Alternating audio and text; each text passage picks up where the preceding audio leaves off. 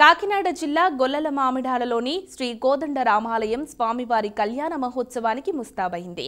వివిధ ప్రాంతాల నుంచి భారీగా భక్తులు తరలి రానుండడంతో అవసరమైన ఏర్పాట్లు చేశారు. కళ్యాణం సందర్భంగా స్వామి అమ్మవార్లకు ప్రభుత్వం తరపున కాకినాడ జిల్లా కలెక్టర్ సాకిలి షాన్ మోహన్, అనుపత్తి ఎమ్మెల్యే నల్లమిల్లి రామకృష్ణారెడ్డి దంపతులు పట్టు వస్త్రాలను సమర్పించనున్నారు.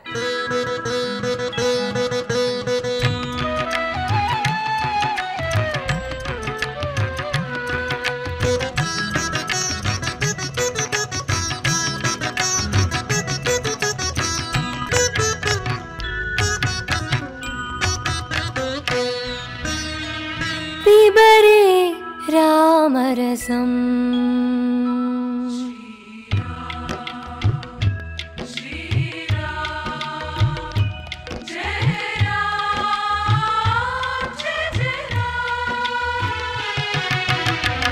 पिबरे रामरसं रसने पिबरे रामरसं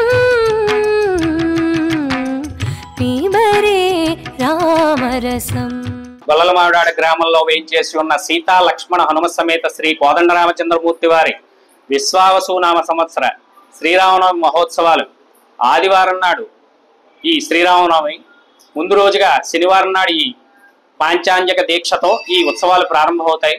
శ్రీరామనవమి నాడు ఉదయం నుంచి కూడా 5 గంటల నుంచి కూడా భక్తులకు దర్శనం కోసం ఏర్పాట్లు చేయడం జరిగింది.